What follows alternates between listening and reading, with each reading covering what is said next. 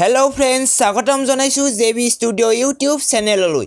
আজি মই আপোনালোকক SSC ৰেজিষ্ট্ৰেচনটো কেনেকৈ কৰিব, কি ফিল আপ কৰিব লাগিব, এই সম্পূৰ্ণ প্ৰচেছ আজিৰ এই ভিডিঅ'টোত দেখুৱাম। কেৱল আপোনালোকে এই ভিডিঅ'টো অকনো স্কিপ নকৰাকৈ সম্পূৰ্ণকৈ চাই থাকিব।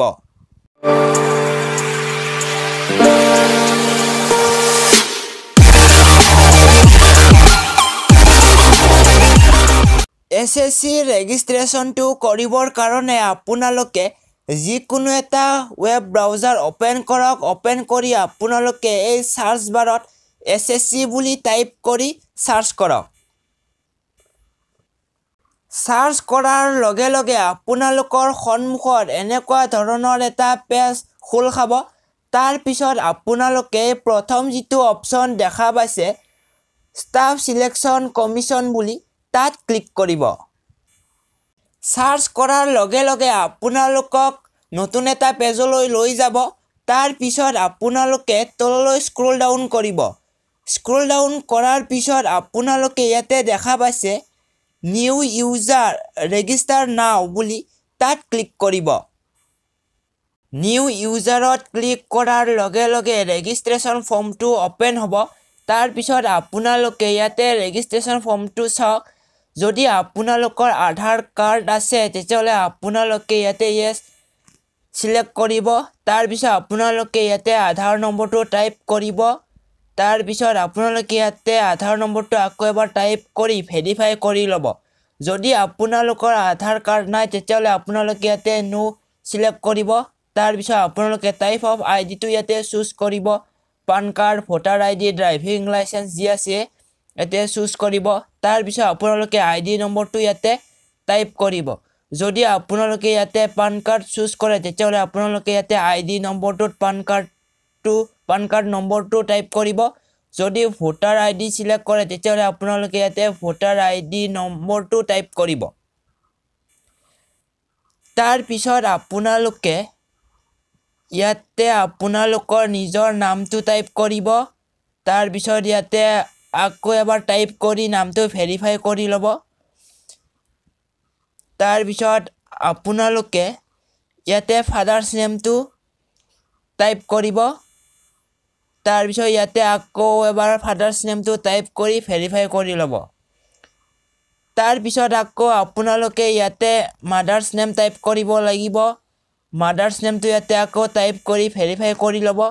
তাৰ পিছত আপোনালোকৰ নিজৰ ডেট অফ বাৰ্থটো ইয়াতে টাইপ কৰিব। আকৌ ইয়াতে টাইপ কৰি ভেৰিফাই কৰি ল'ব। তাৰ পিছত আপোনালোকৰ আহিল মেট্ৰিকুলেশ্যন এক্সাম ডিটেইলছ। এডুকেশ্যন বৰ্ডটো আপোনালোকে ইয়াতে সিলেক্ট কৰিব। যদি আসামৰ হয় তেতিয়াহ'লে আপোনালোকে board of secondary education Assam বুলি ইয়াতে সিলেক্ট কৰিব লাগিব। তাৰ পিছত আকৌ ইয়াতে আপোনালোকে বৰ্ডটো সিলেক্ট কৰি ভেৰিফাই কৰি ল'ব। তাৰ পিছত আপোনালোকে ইয়াতে মেট্ৰিকৰ ৰোল নম্বৰটো ইয়াতে টাইপ কৰিব। ইয়াতে আকৌ টাইপ কৰি ৰোল নম্বৰটো ভেৰিফাই কৰি ল'ব।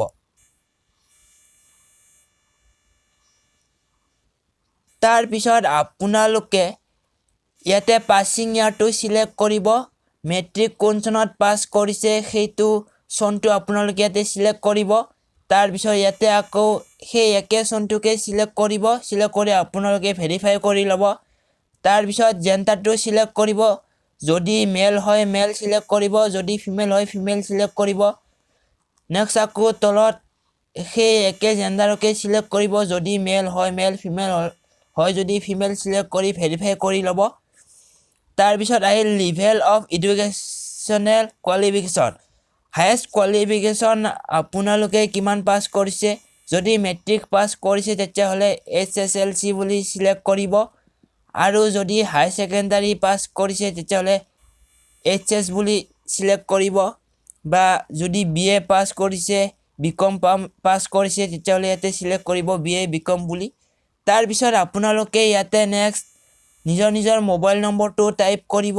মোবাইল নম্বৰটো আপোনালোকে শুদ্ধকৈ টাইপ কৰিব, কাৰণ ৰেজিষ্ট্ৰেচনৰ সময়ত এটা OTP যাব আপোনালোকৰ মোবাইল নম্বৰত।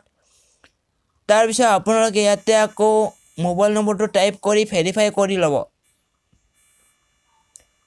তাৰ পিছত আহিল ইমেইল আইডি আপোনালোকৰ ইমেইল আইডিটো ইয়াতে টাইপ কৰিব তাৰ পিছত আকৌ এবাৰ ইয়াতে ইমেইল আইডিটো টাইপ কৰি আপোনালোকে ভেৰিফাই কৰি ল'ব ইমেইল আইডিটো শুদ্ধকৈ দিব ইমেইল আইডিটো ৰেজিষ্ট্ৰেশ্যনৰ সময়ত এটা OTP যাব তাৰ পিছত আপোনালোকে ইয়াতে ষ্টেটটো সিলেক্ট কৰিব আপোনালোকে কোনটো ষ্টেটৰ হয় তাৰ পিছত আপোনালোকে ইয়াতে সেভটোত ক্লিক কৰিব সেভত ক্লিক কৰাৰ লগে লগে আপোনালোকৰ সন্মুখত মোবাইল নাম্বাৰ আৰু ইমেইল আইডিটো শো কৰিব তাৰ পিছত আপোনালোকে চাব মোবাইল নম্বৰ বা ইমেইলটো কৰবাত ভুল হৈছে নেকি বা কিবা এটা সংখ্যা ৰৈ গৈছে নেকি চাব যদি ভুল হৈছে তেতিয়াহলে আপোনালোকে আকৌ শুদ্ধকৈ লিখিব যদি আপোনালোকৰ মোবাইল নম্বৰ বা ইমেইল আইডিটো ভুল হৈ থাকে তেতিয়াহলে আপোনালোকৰ মোবাইল নম্বৰ বা ইমেইল আইডিটোত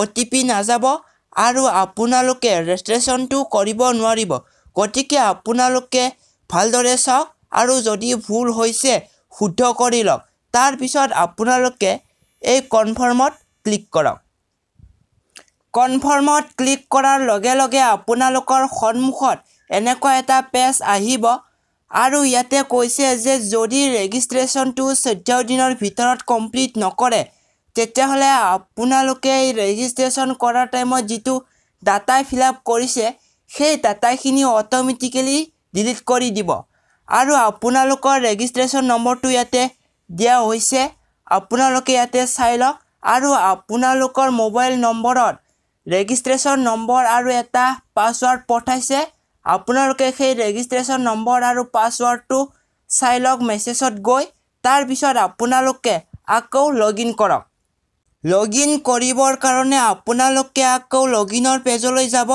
তাৰ পিছত আপোনালোকে অলপ আগতে মেছেজত যিটো ৰেজিষ্ট্ৰেশ্যন নম্বৰ পাইছিলে সেই ৰেজিষ্ট্ৰেশ্যন নম্বৰটো ইয়াতে টাইপ কৰিব আৰু যিটো পাছৱৰ্ড পাইছিলে সেইটো পাছৱৰ্ড আপোনালোকে ইয়াতে টাইপ কৰিব টাইপ কৰি আপোনালোকে কেপচা কোডটো ইয়াতে টাইপ কৰিব টাইপ কৰি আপোনালোকে লগইনত ক্লিক কৰিব লগইনত ক্লিক কৰাৰ পিছত আপোনালোকক পাছৱৰ্ডটো চেঞ্জ কৰিব ক'ব তাৰ পিছত ইয়াতে আপোনালোকে চাওক ইমেইল আইডিটোত আপোনালোকৰ ইমেইল আইডিটো ইয়াতে দিয়া থাকিব তাৰ পিছত ইয়াতে ইউজাৰ নেমত আপোনালোকৰ ৰেজিষ্ট্ৰেশ্যন নম্বৰটো দিয়া থাকিব তাৰ পিছত আপোনালোকে ইয়াতে ওল্ড পাছৱৰ্ডত অলপ আগতে মেছেজত যিটো পাছৱৰ্ড আহিছিলে সেই পাছৱৰ্ডটো ইয়াতে টাইপ কৰক তাৰ পিছত আপোনালোকে নিউ পাছৱৰ্ডটোত নিজৰ ইচ্ছামতে যিকোনো এটা পাছৱৰ্ড ক্ৰিয়েট কৰক তাৰ পিছত আপোনালোকে সেই একে পাছৱৰ্ডকে এই কনফাৰ্ম পাছৱৰ্ডত টাইপ কৰক টাইপ কৰি আপোনালোকে এই সাবমিটত ক্লিক কৰক পাছৱৰ্ডটো ক্ৰিয়েট কৰাৰ টাইমত আপোনালোকে এইখিনি কথা মন কৰিব লাগিব পাছৱৰ্ডটোত এটলিষ্ট 1 কেপিটেল লেটাৰ থাকিব লাগিব অৰ্থাৎ ডাঙৰ লেটাৰ থাকিব লাগিব তাৰ পিছত এটলিষ্ট 1 নাম্বাৰ থাকিব লাগিব যিকোনো এটা সংখ্যা থাকিব লাগিব আৰু এটলিষ্ট 1 স্পেশাল ক্যাৰেক্টাৰ অৰ্থাৎ অতি কমেও এটা স্পেশাল ক্যাৰেক্টাৰ থাকিব লাগিব অৰ্থাৎ ষ্টাৰ হেছ তেনেকুৱা ধৰণৰ যিকোনো এটা স্পেশাল ক্যাৰেক্টাৰ থাকিব লাগিব আৰু পাছৱৰ্ডটো মিনিমাম 8 ক্যাৰেক্টাৰৰ হ'ব লাগিব অৰ্থাৎ 8টা সংখ্যাৰ হ'ব লাগিব মিনিমাম তেতিয়াহে আপোনালোকে পাছৱৰ্ডটো ক্ৰিয়েট কৰিব পাৰিব পাছৱৰ্ডটো চেঞ্জ কৰাৰ পিছত আপোনালোকে আকৌ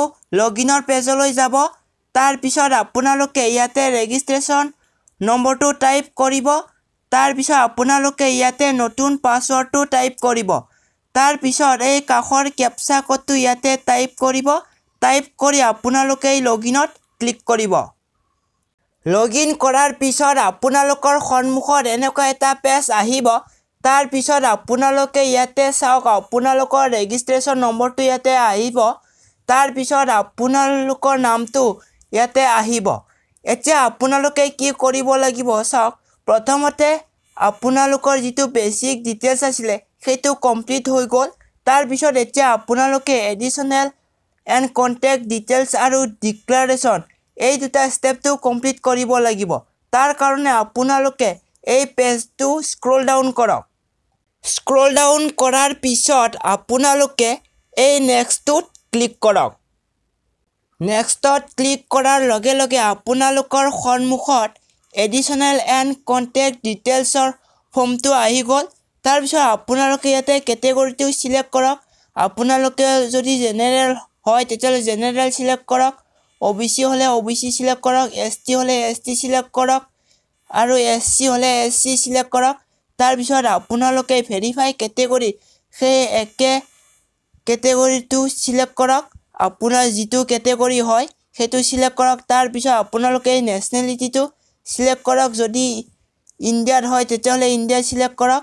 তাৰপিছত আপোনালোকে আইডেণ্টিফিকেশ্যন মাৰ্কটো ইয়াতে টাইপ কৰক। আপোনালোকৰ শৰীৰত যদি কিবা কটা চিঙা বা কিবা দাগ আছে তেতিয়াহ'লে আপোনালোকে ইয়াতে লিখক। তাৰপিছত আপোনালোকে ইয়াতে সুধিছে আপোনালোকে ডিছেবিলিটি নেকি, যদি হয় তেতিয়াহ'লে য়েছ চিলেক্ট কৰক, যদি নহয় তেতিয়াহ'লে নো চিলেক্ট কৰক। আৰু যদি য়েছ চিলেক্ট কৰে তেতিয়াহ'লে আপোনালোকে ইয়াতে ডিছেবিলিটি টাইপটো চিলেক্ট কৰক ইয়াতে। তাৰপিছত ডিছেবিলিটি চাৰ্টিফিকেট নম্বৰটো ইয়াতে টাইপ কৰক। তাৰপিছত আপোনালোকে পাৰ্মানেণ্ট এড্ৰেছটো ইয়াতে টাইপ কৰক, ষ্টেটটো ইয়াতে চিলেক্ট কৰক। তাৰপিছত আপোনালোকে ডিষ্ট্ৰিক্টটো ইয়াতে চিলেক্ট কৰক। তাৰপিছত পিনক'ডটো ইয়াতে টাইপ কৰক। তাৰপিছত যদি আপোনালোকৰ পাৰ্মানেণ্ট এড্ৰেছৰ লগত প্ৰেজেণ্ট এড্ৰেছটো ছেম হয় তেতিয়াহ'লে আপোনালোকে য়েছ চিলেক্ট কৰক। য়েছ চিলেক্ট কৰাৰ লগে লগে আপোনালোকৰ এড্ৰেছটো ইয়াতে অট'মেটিকেলি শ্ব' কৰিব। তাৰপিছত আপোনালোকে এই ছেভত ক্লিক কৰক। ছেভত ক্লিক কৰাৰ পিছত আকৌ আপোনালোকে স্ক্ৰল ডাউন কৰি এই নেক্সটটোত ক্লিক কৰক। নেক্সটটোত ক্লিক কৰাৰ পিছত এতিয়া আহিল ডিক্লাৰেশ্যন। ডিক্লাৰেশ্যনটো আপোনালোকে পঢ়িলেও পঢ়িব পাৰিব, নপঢ়িলেও কোনো কথা নাই।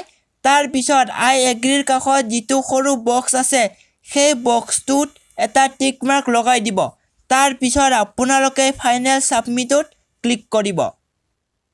ফাইনেল ছাবমিটত ক্লিক কৰাৰ লগে লগে আপোনালোকৰ মোবাইল নাম্বাৰ আৰু ইমেইলত বেলেগ বেলেগ OTP যাব। আপোনালোকে যিকোনো এটা OTP ফিল আপ কৰিলে হ'ল।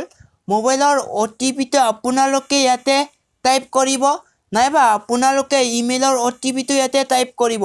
তাৰপিছত আপোনালোকে কেপচা কোডটো ইয়াতে টাইপ কৰিব। টাইপ কৰি আপোনালোকে ছাবমিটত ক্লিক কৰিব। ছাবমিটত ক্লিক কৰাৰ লগে লগে এনেকুৱা এটা পেজ আহিব। তাৰপিছত আপোনালোকৰ নামটো ইয়াতে দিয়া থাকিব আৰু আপোনালোকৰ ৰেজিষ্ট্ৰেশ্যন নম্বৰটো ইয়াতে দিয়া থাকিব। আৰু ইয়াতে কৈছে যে you have successfully completed your registration, অৰ্থাৎ আপোনালোকৰ ৰেজিষ্ট্ৰেশ্যনটো ছাকচেছফুলি কমপ্লিটেড হোৱা বুলি কৈছে। তাৰপিছত আপোনালোকে এই অ'কেত ক্লিক কৰিব। চ' আজিলৈ ভিডিঅ'টো এইখিনিয়ে। ভিডিঅ'টো চাই যদি ভাল পালে তেতিয়াহ'লে লাইক, কমেণ্ট আৰু শ্বেয়াৰ কৰিব। আৰু যদি এই চেনেলটোত নতুনকৈ আহিছে তেতিয়াহ'লে এই চেনেলটো ছাবস্ক্ৰাইব কৰি বেল নটিফিকেশ্যনটো অন কৰি ৰাখিব। তো নতুন এটা ভিডিঅ'ৰ সৈতে আপোনালোকক পুনৰ লগ পাম। চ' আজিলৈ ধন্যবাদ।